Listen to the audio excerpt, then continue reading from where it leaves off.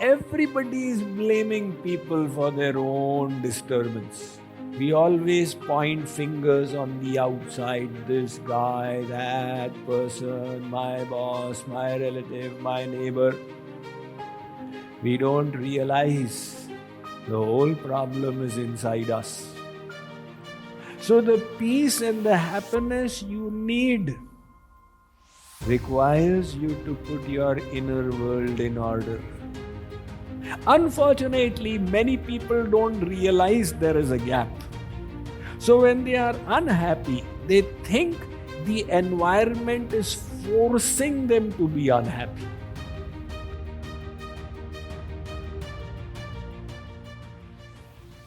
There is an outer world which God has created, which is the same for everyone.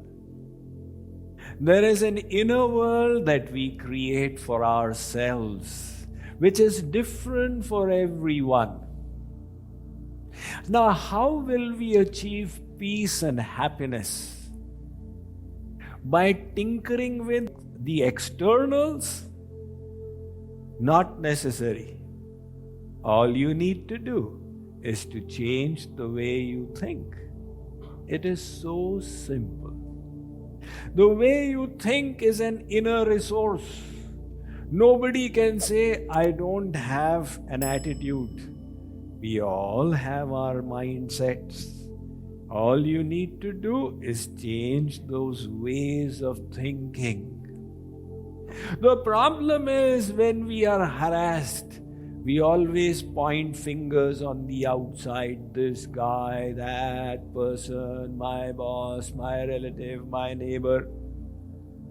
We don't realize the whole problem is inside us. If you can correct that inside, this world will seem like the veritable form of God. There was one Swamiji who used to meditate in the Himalayas. He would sit in this isolated place and meditate. He was doing it for many months until the monsoons came. Now the monsoon is a wonderful season in India. You just love it because it comes after the parched Indian summer, bringing such relief. Only problem is, alongside with the monsoon come all the insects and the singing of the frogs and the croaking of the toads. So Swamiji was sitting in meditation when the frogs were doing tar, tar, tar, pit, pit, pit, gwa, gwa, gwa. And the crickets were making their own sound. Swamiji got extremely annoyed. He said that, don't all these creatures know that I'm sitting here in meditation and they need to hold their tongue or whatever they're using to make the sound? So he poked out of the window of his hut and said, quiet! Now he had reached such a level in his sadhana that when he said quiet, the environment listened. All the frogs and toads and crickets, they all became silent. So he said, now nobody will disturb me, let me sit down. However, in that silence, a new kind of voice arose. And this voice was arising from within him. I silenced them all. Did I do the right thing? After all, God has given them these throats to make the sound. Maybe their sound was giving great joy to God. Who was I to silence them? Now this sound that was going on disturbed Swamiji's meditation, and it was arising from inside. Until finally he decided that, it's possible that God wanted it that way. So he could not any longer live there in peace. He poked his head out of his hut once again and said, begin! So all hell was let loose As the frogs started their croaking and the crickets started their sounds, and the environment was full of a variety of sounds, and Swamiji sat down. But this time he found a deep peace within himself. A peace that comes from accepting the environment. The Bible says a peace that surpasseth all understanding. A peace when your inner world becomes in order. So the peace and the happiness you need requires you to put your inner world in order. But this mistake is so common. Everybody is blaming people for their own disturbance without realizing the gap between the outer world and the inner world. The outer world is as it is. Your inner world is gadbad. There's a gap between the two. Try and understand this gap. You will understand it through the story of Viktor Frankl. Viktor Frankl was an Austrian Jew living in Vienna in the 1930s, a practicing psychologist and an accomplished psychologist. He had sent a paper to Sigmund Freud, and the senior psychologist had even got it published. However, when Hitler went on a rampage in Europe, he started gathering all the Jews and throwing them into concentration camps in pursuance of his theory of creating a super race. Now, Viktor Frankl describes the terrible conditions in those concentration camps. Along with his immediate family and his brothers' families, they were all thrown into Auschwitz, the worst of the concentration camps. There he was separated from his wife and daughters and came to know they had been killed. He then describes that they used to live there without clothes. They would be made to walk through the night not knowing whether they would be alive the next day or not. Through this unimaginable ordeal, he then realized he had one freedom that nobody could snatch from him. The freedom to choose the thoughts that he wanted to harbor. So he decided, I will be happy. And he would be seen smiling and even laughing.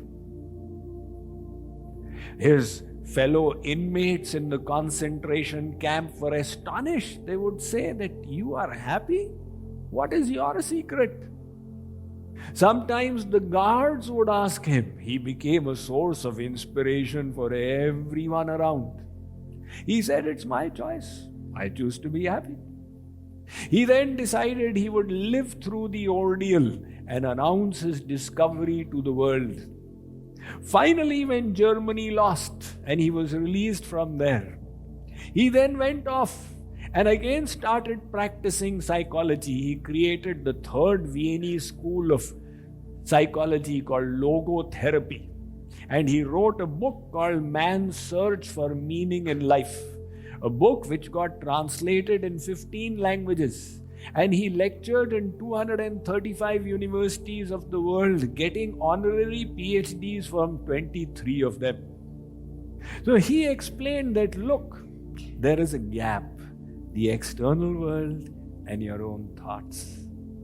Unfortunately, many people don't realize there is a gap.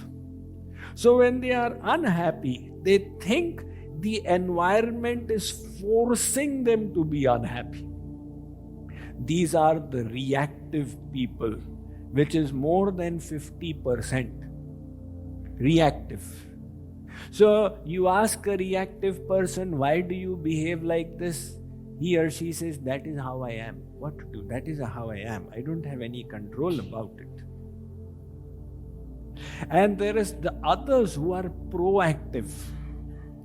The proactive people realize that no matter what the situation, how I respond to it is my choice.